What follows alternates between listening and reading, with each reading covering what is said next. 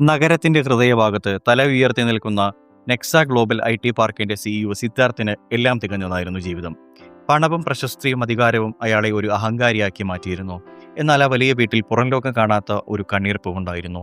അവന്റെ ഭാര്യ അനന്യ. കോട്ടൺ സാരി ഉടുത്ത് നെറ്റിയിൽ ചെറിയൊരു പൊട്ടും തൊട്ട് എപ്പോഴും ഒരു പുഞ്ചിരിയോടെ നടക്കുന്ന അനന്യയെ സിദ്ധാർത്ഥിന് പുച്ഛമായിരുന്നു. ഒരു ഗ്രാമത്തിൽ നിന്നു വന്ന കാര്യവിവരമില്ലാത്ത ഒരുവൾ, അത്രമാത്രമായിരുന്നു അവൾ അയാൾക്ക് സിദ്ധാർത്ഥിന്റെ മനസ്സിൽ. ബിസിനസ് പങ്കാളിയും അടുത്ത സുഹൃത്തുമായ നടാഷയ്ക്ക് അനന്യയെ കളിയാക്കുക എന്നത് ഒരു വിനോദമായിരുന്നു. സിദ്ധാർത്ഥ്, നിന്റെ ഈ നാടൻ ഭാര്യയെ എവിടെയെങ്കിലും കൊണ്ടുപോകാൻ നിനക്ക് നാണമാകില്ലേ? ഒരു ഗ്ലാസ് വൈൻ പിടിക്കാൻ പോലും അറിയില്ല ഇവൾക്ക്. നടാഷയുടെ പരിഹാസങ്ങൾ ആ വലിയ വീട്ടിന്റെ ചുമരുകളിൽ എപ്പോഴും പ്രതിധ്വനിച്ചു. അപ്പോഴെല്ലാം അനന്യ മൗനം പാലിച്ചു. അവളുടെ ആ മൗനത്തെ അവർ അവളുടെ തോൽവിയായി തെറ്റിദ്ധരിച്ചു. ഒടുവിൽ ഒരു വൈകുന്നേരം സിദ്ധാർത്ഥ് ആ കടലാസുകൾ അവരുടെ നേരെ വലിച്ചെറിഞ്ഞു. ഡിവോഴ്സ് പേപ്പേഴ്സ് ആണ്, ഒപ്പിട്ട് തരണം. എനിക്കിനിയും നിന്നെ സഹിച്ച് ജീവിക്കാൻ കഴിയില്ല. നിനക്ക് ആവശ്യമുള്ള പണം ഇതിലുണ്ട്. സിദ്ധാർത്ഥിന്റെ ശബ്ദത്തിൽ ഗർവ് നിറഞ്ഞു നിന്നു. അരികിൽ ഒരു പരിഹാസച്ചിരിയോടെ നടാഷയും ഉണ്ടായിരുന്നു. കടലാസുകൾ മേശപ്പുറത്ത് വീണ ശബ്ദം ആ വലിയ മുറിയിലെ നിശബ്ദതയെ ഭേദിച്ചു. സിദ്ധാർത്ഥിന്റെ ചുണ്ടുകളിൽ വിജയത്തിന്റെ ഒരു വക്രച്ചിരി ഉണ്ടായിരുന്നു. അനന്യയുടെ കവിളിലൂടെ ഒഴുകാനിരുന്ന കണ്ണീർ കാണാൻ കാത്തു നിൽക്കുകയായിരുന്നു. എന്നാൽ അവർ പ്രതീക്ഷിച്ചതൊന്നും അവിടെ സംഭവിച്ചില്ല. അനന്യയുടെ കണ്ണുകൾ നിറഞ്ഞിരുന്നില്ല. പകരം ഇത്രയും കാലം മൂടിവച്ചിരുന്ന അസാധാരണമായ ഒരു ശാന്തത അവളുടെ മുഖത്ത് പ്രകടമായി. ഒരു കൊടുങ്കാറ്റിന് മുൻപുള്ള ഭയാനകരമായ ശാന്തത. അവൾ പതുക്കെ കുനിഞ്ഞ് ആ കടലാസുകൾ കയ്യിലെടുത്തു. ഓരോ പേജും വളരെ സൂക്ഷ്മമായി ഒരു പ്രൊഫഷണലിനെ പോലെ അവൾ വായിച്ചു തുടങ്ങി. അവളുടെ കണ്ണുകൾ വരികൾക്കിടയിലൂടെ വേഗത്തിൽ സഞ്ചരിച്ചു. പെട്ടെന്ന് മേശപ്പുറത്തിരുന്ന സിദ്ധാർത്ഥിന്റെ വില കൂടിയ ചുവന്ന മഷിയുള്ള പേന അവൾ കയ്യിലെടുത്തു. ഡിവോഴ്സ് പേപ്പറിന്റെ ചില വരികൾക്ക് കുറുകെ ആ പേന വേഗത്തിൽ ചലിക്കാൻ തുടങ്ങി. വെട്ടിത്തിരുത്തലുകളുടെ ശബ്ദം മാത്രം ആ മുറിയിൽ മുഴങ്ങി. What the hell are you doing? Siddharth അലറി. ഒരു ഗ്രാമീണയായ ഭാര്യ തന്റെ തീരുമാനങ്ങളെ ചോദ്യം ചെയ്യുന്നത് അവന് സഹിക്കാവുന്നതിലും അപ്പുറമായിരുന്നു. അനന്യ യാതൊരു കുലുക്കവുമില്ലാതെ പേപ്പർ തിരികെ മേശപ്പുറത്തേക്ക് വെച്ചു. എന്നിട്ട് നേരെ സിദ്ധാർത്ഥിന്റെ കണ്ണുകളിലേക്ക് നോക്കി. ഇത്രയും നാൾ അവൾ അവനെ അങ്ങനെ നോക്കിയിരുന്നില്ല. ആ നോട്ടത്തിൽ ഒരു അധികാരമുണ്ടായിരുന്നു. ഈ കരാറിലെ 7 നിബന്ധനകൾ ഇന്ത്യൻ നിയമപ്രകാരം തികച്ചും നിയമവിരുദ്ധമാണ് സിദ്ധാർത്ഥ്. മാത്രമല്ല, ഇത് പൂർണ്ണമായും ഏകപക്ഷീയവുമാണ്. എന്റെ അടിസ്ഥാന അവകാശങ്ങളെപ്പോലും ഹനിക്കുന്ന വകുപ്പുകളാണ് നിന്റെ വക്കീൽ ഇതിൽ എഴുതി ചേർത്തിരിക്കുന്നത്. ഞാൻ അതെല്ലാം വെട്ടിത്തിരുത്തിയിട്ടുണ്ട്. ഇനി നിന്റെ വക്കീലിനോട് പുതിയതെന്ന് തയ്യാറാക്കാൻ പറയുക. അവരുടെ ഇംഗ്ലീഷ് ഉച്ചാരണം വളരെ സ്ഫുടമായിരുന്നു. സിദ്ധാർത്ഥും നടാഷയും സ്തംഭിച്ചുപോയി. അവർക്ക് തങ്ങളുടെ ചെവികളെ വിശ്വസിക്കാനായില്ല. ഇംഗ്ലീഷും നിയമവും സംസാരിക്കുന്ന അനന്യ അവരെ സംബന്ധിച്ച് തികച്ചും അവിശ്വസനീയമായ ഒരു കാഴ്ചയായിരുന്നു. അനന്യയുടെ കണ്ണുകളിൽ അപ്പോൾ തീപ്പൊരി പാറുന്നുണ്ടായിരുന്നു. നിങ്ങൾ കരുതിയത് എനിക്കൊന്നും അറിയില്ലെന്നാണോ? അവളുടെ ശബ്ദം ആ മുറിയിൽ മുഴങ്ങി. കഴിഞ്ഞ 3 വർഷം ഈ വീടിന്റെ 4 അതിരുകൾക്കുള്ളിൽ ഞാൻ അനുഭവിച്ച ഓരോ അപമാനങ്ങൾക്കും നിങ്ങളുടെ പരിഹാസങ്ങൾക്കും പകരമായി ഞാൻ നിങ്ങളോട് തട്ടിക്കയറാത്തത് എനിക്ക് വിവരമില്ലാത്തത് കൊണ്ടല്ല.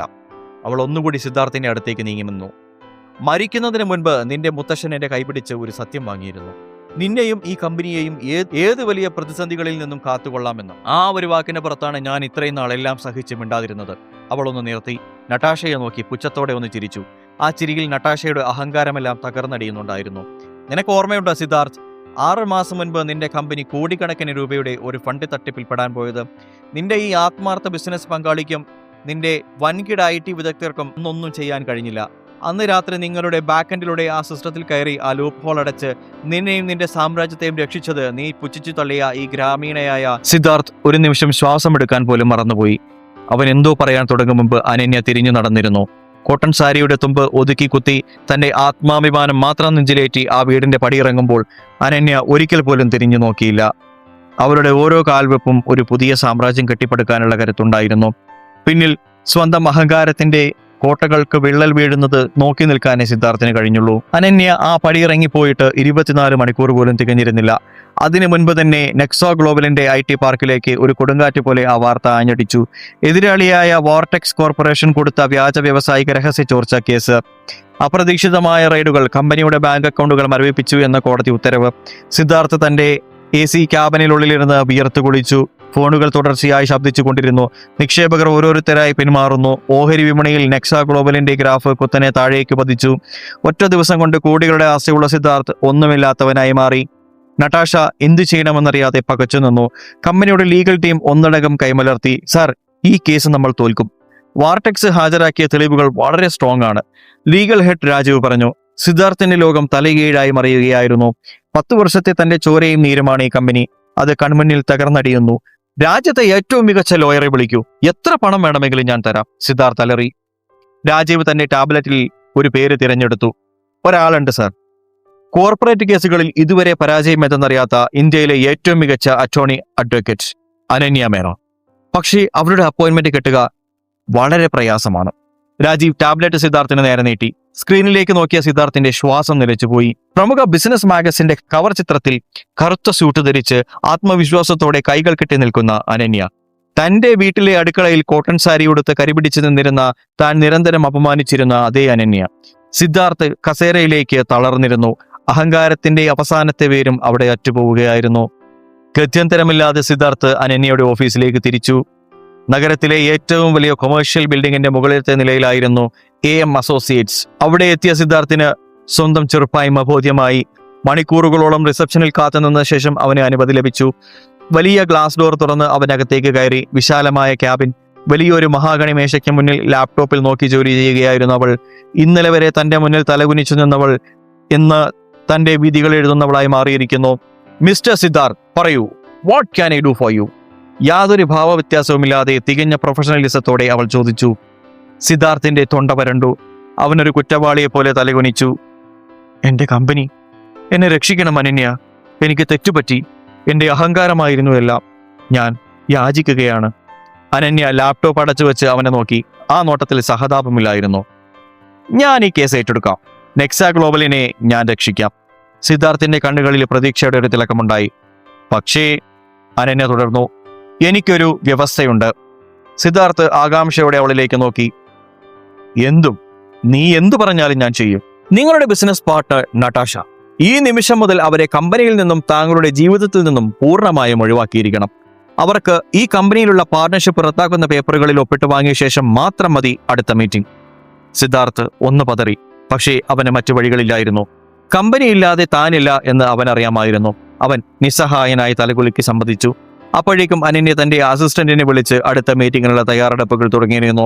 ആ മുറിയിൽ സിദ്ധാർത്ഥിന്റെ സാന്നിധ്യം അവൾ തീർത്തും അവഗണിച്ചു. ഹൈക്കോടതിയുടെ വിശാലമായ മുറിയിൽ വല്ലാത്തൊരു നിശബ്ദത തളം കെട്ടി നിന്നു. സിദ്ധാർത്ഥിന്റെ ഹൃദയമിടിപ്പ് അവന് തന്നെ കേൾക്കാമായിരുന്നു. 10 വർഷത്തെ തന്റെ അധ്വാനമായ നെക്സാ ഗ്ലോബലിന്റെ വിധി കുറിക്കപ്പെടാൻ പോവുകയാണ്. എതിർഭാഗത്ത് വോട്ടെക്സ് കോർപ്പറേഷൻ പ്രഗത്ഭനായ വക്കീൽ അഡ്വക്കേറ്റ് രവീന്ദ്രൻ വിജയമുറപ്പിച്ച് നിൽപ്പുണ്ടായിരുന്നു. ഗ്യാലറിയിൽ അല്പം അഹങ്കാരത്തോടെ നട്ടാഷയും ഇരിപ്പുണ്ട്. അപ്പോഴാണ് കറുത്ത ഗൗണണിഞ്ഞ് അനന്യ കോടതിയിലേക്ക് കടന്നു വന്നത്. സിദ്ധാർത്ഥ് അവളെ തന്നെ നോക്കിയിരുന്നു പോയി. ഇതൊരിക്കലും തന്റെ വീട്ടിന്റെ അടുക്കളയിൽ ഒതുങ്ങിക്കൂടിയിരുന്ന താൻ പുച്ഛിച്ചു തള്ളിയ ആ പെൺകുട്ടിയല്ല. ഇത് അധികാരവും ആത്മവിശ്വാസവും ജ്വലിക്കുന്ന അഡ്വക്കേറ്റ് അനന്യ മേനോനാണ്. ഓരോ ചുവടുവെപ്പിലും അവൾക്കൊരു രാജകീയമായ ഗാംഭീര്യമുണ്ടായിരുന്നു. വാദം തുടങ്ങി. അഡ്വക്കേറ്റ് രവീന്ദ്രൻ നെക്സാ ഗ്ലോബലിനെതിരെ ശക്തമായ ആരോപണങ്ങൾ ഉന്നയിച്ചു. നെക്സാ ഗ്ലോബൽ വോട്ടെക്സിന്റെ സോഫ്റ്റ്വെയർ കോഡുകൾ മോഷ്ടിച്ചുവെന്നായിരുന്നു പ്രധാന വാദം. അനന്യ ശാന്തമായി എഴുന്നേറ്റു. യാതൊരു പതർച്ചയുമില്ലാതെ അവൾ ഡിജിറ്റൽ ഫോറൻസിക് റിപ്പോർട്ടുകൾ ജഡ്ജിക്ക് മുൻപാകെ സമർപ്പിച്ചു. യുവർ ഓണർ, വോട്ടെക്സ് കോർപ്പറേഷൻ ഹാജരാക്കിയ ഈ രേഖകളും സോഴ്സ് കോഡുകളുമെല്ലാം പൂർണ്ണമായും കെട്ടിച്ചമച്ചതാണ്. അതിനുള്ള വ്യക്തമായ തെളിവാണ് ഈ സ്വതന്ത്ര സൈബർ ഓഡിറ്റ് റിപ്പോർട്ട്. സിസ്റ്റം ലോഗുകളും സെർവർ എൻക്രിപ്ഷൻ ഡാറ്റയും അവൾ വളരെ ലളിതമായി കോടതിയിൽ വിശദീകരിച്ചു. സിദ്ധാർത്ഥ് അത്ഭുതത്തോടെ കേട്ടിരുന്നു. തന്റെ കമ്പനിയുടെ സാങ്കേതിക വശങ്ങളെക്കുറിച്ച് അവൾക്ക് ഇത്രത്തോളം അഗാധമായ അറിവുണ്ടായിരുന്നു എന്നവൻ ചിന്തിച്ചുപോയി. യുവർ ഓണർ, നെക്സാ ഗ്ലോബലിന്റെ സിസ്റ്റത്തിൽ നിന്ന് അതിപ്രധാനമായ ചില ഡാറ്റകൾ പുറത്തേക്ക് പോയിട്ടുണ്ട് എന്നത് സത്യമാണ്, അനന്യ പറഞ്ഞു നിർത്തി. സിദ്ധാർത്ഥ് ഞെട്ടലോടെ അവളെ നോക്കി. അവൾ തോൽവി സമ്മതിക്കുകയാണോ?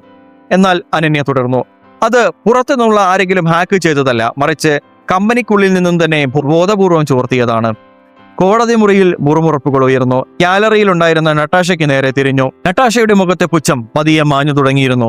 അനന്യ ഒരു പ്രൊജക്ടർ വഴി ചില വിവരങ്ങൾ കോടതിയിൽ പ്രദർശിപ്പിച്ചു. കഴിഞ്ഞ 8 മാസമായി ഈ കേസിൽ ആരോപിക്കപ്പെടുന്ന കമ്പനിയുടെ ബാക്ക് ആൻഡ് സെർവറുകളിലേക്ക് നെക്സാ ഗ്ലോബലിന്റെ ഡാറ്റാബേസിൽ നിന്നും ചില എൻക്രിപ്റ്റഡ് ഫയലുകൾ ട്രാൻസ്ഫർ ചെയ്യപ്പെട്ടിട്ടുണ്ട്. ആ സമയങ്ങളിൽ ഉപയോഗിച്ചിരുന്ന IP അഡ്രസ് മറ്റാരുടെയുമല്ല, നെക്സാ ഗ്ലോബലിന്റെ കോഫൗണ്ടറായ സാക്ഷാൽ നട്ടാഷയുടെ പേഴ്സണൽ ലാപ്ടോപ്പിന്റേതാണ്. നട്ടാഷയുടെ മുഖം വിളറി വെളുത്തു. അവൾ വിയർക്കാൻ തുടങ്ങി. സിദ്ധാർത്ഥ് വിറയാർന്ന ചുണ്ടുകളോടെ നട്ടാഷയെ നോക്കി. താൻ ഏറ്റവും കൂടുതൽ വിശ്വസിച്ചിരുന്ന, സ്വന്തം ഭാര്യയേക്കാൾ വില കൽപ്പിച്ചിരുന്ന സുഹൃത്താണ് തന്റെ നട്ടല്ലൊടിച്ചത് എന്ന സത്യം അവന് താങ്ങാനാവുന്നതിലും അപ്പുറമായിരുന്നു. അനന്യ അവിടെ നിർത്താൻ ഉദ്ദേശിച്ചിരുന്നില്ല. ഇത് വെറുമൊരു ഡാറ്റാ മോഷണം മാത്രമല്ല യുവർ ഓണർ. വാർട്ടെക്സിന്റെ ബിനാമി കമ്പനികളിൽ നിന്നും നട്ടാഷയുടെ വിദേശത്തെ രഹസ്യ ബാങ്ക് അക്കൗണ്ടുകളിലേക്ക് ഈ വിവരങ്ങൾ കൈമാറിയതിന് പ്രതിഫലമായ വൻ തുക എത്തിയിട്ടുണ്ട്. അതിന്റെ അക്കൗണ്ട് സ്റ്റേറ്റ്മെന്റുകൾ ഇതാ. അവൾ ഫയൽ ജഡ്ജിക്ക് മുൻപിലേക്ക് കൈമാറി. തെളിവുകൾ അനിഷേധ്യമായിരുന്നു. കോടതി മുറിയിൽ വെച്ച് തന്നെ നട്ടാഷയെ കസ്റ്റഡിയിലെടുക്കാൻ ജഡ്ജി പോലീസിന് നിർദ്ദേശങ്ങൾ നൽകി. അലറി വിളിച്ചുകൊണ്ട് പുറത്തേക്ക് പോകുന്ന നട്ടാഷയെ സിദ്ധാർത്ഥ് വെറുപ്പോടെ നോക്കി. വിധി നെക്സ ഗ്ലോബലിന് അനുകൂലമായിരുന്നു. വ്യാജ കേസ് നൽകി കമ്പനിയുടെ സൽപ്പേരിന് കളങ്കം വരുത്തിയ വാർട്ടെക്സ് ഗ്രൂപ്പിൽ നിന്നും 1 കോടി രൂപ നെക്സ ഗ്ലോബലിന് നഷ്ടപരിഹാരമായി നൽകാനും ജഡ്ജി ഉത്തരവിട്ടു. ഒരു കൊടുങ്കാറ്റ് പോലെ വന്ന് തന്റെ സാമ്രാജ്യത്തിനെ തകർച്ചയിൽ നിന്നും ഒറ്റയ്ക്ക് വലിച്ചു കയറ്റിയ അനന്യയെ സിദ്ധാർത്ഥ് ആരാധനയോടെ നോക്കി നിന്നു. കോടതിക്ക് പുറത്തു വെച്ച് സിദ്ധാർത്ഥ് അനന്യയുടെ കൈകൾ പിടിച്ചു. അവന്റെ കണ്ണുകൾ നിറഞ്ഞിരുന്നു. എനിക്ക് തെറ്റുപറ്റിപ്പോയി അനന്യ, എന്നോട് ക്ഷമിക്കണം. നമുക്ക് വീണ്ടും ഒരുമിച്ച് ജീവിക്കാം. നീയല്ലാതെ എനിക്കിനി ജീവിക്കാൻ കഴിയില്ല, അവൻ കെഞ്ചി. അനന്യ പതുക്കെ അവന്റെ കൈകൾ വിടുവിച്ചു. സിദ്ധാർത്ഥ്, നിന്റെ അഹങ്കാരവും അപക്വമായ പെരുമാറ്റവുമാണ് നിന്നെ ഈ നിലയിൽ എത്തിച്ചത്. കമ്പനിയുടെ CEO സ്ഥാനത്ത് തുടരാൻ നീ യോഗ്യനല്ല. നീ ആ സ്ഥാനം രാജിവെക്കണം. ഞാൻ രാജിവെക്കാം, പക്ഷേ നീ എന്റെ കൂടെ ഉണ്ടാവണം. അനന്യ മനോഹരമായി ഒന്ന് പുഞ്ചിരിച്ചു. ആ ചിരിയിൽ ഒരുപാട് അർത്ഥങ്ങളുണ്ടായിരുന്നു. നിങ്ങൾ അപകടത്തിലായപ്പോൾ സഹായിക്കേണ്ടത് എന്റെ കടമയായിരുന്നു. കാരണം ഞാനത് മുത്തശ്ശന് കൊടുത്ത വാക്കായിരുന്നു. എന്നാൽ സ്വന്തം അഭിമാനം പണത്തെക്കാളും മറ്റേത് ബന്ധത്തെക്കാളും വലുതാണെന്ന് വിശ്വസിക്കുന്നവളാണ് ഞാൻ. ഒരിക്കൽ എന്നെ വേണ്ടെന്ന് പറഞ്ഞ് പുറത്താക്കിയ വീട്ടിലേക്ക് ഇനിയൊരു മടങ്ങി വരവില്ല. അവൾ തന്റെ ബാഗ് തോളിലേക്കിട്ടു. ലണ്ടനിൽ എനിക്കൊരു അന്താരാഷ്ട്ര തർക്കപരിഹാര കേസിൽ പങ്കെടുക്കാനുണ്ട്. എന്റെ ഫ്ലൈറ്റിന് സമയമായി. അവൾ നടന്നു നീങ്ങുന്നത് സിദ്ധാർത്ഥ് നോക്കി നിന്നു. പണ്ട് തന്റെ കൊട്ടാരത്തിൽ ഒതുങ്ങിക്കൂടിയ ഒരു പാവം പെൺകുട്ടിയല്ല അതെന്ന് അവന് മനസ്സിലായി. അവൾ ഒരു ഫീനിക്സ് പക്ഷിയായിരുന്നു. തന്റെ അഹങ്കാരവും മുൻവിധികളും ഓർത്ത് നഷ്ടപ്പെട്ട വിലപ്പെട്ട നിധിയെ നോക്കി സിദ്ധാർത്ഥ് അവിടെ തകർന്നു നിന്നു.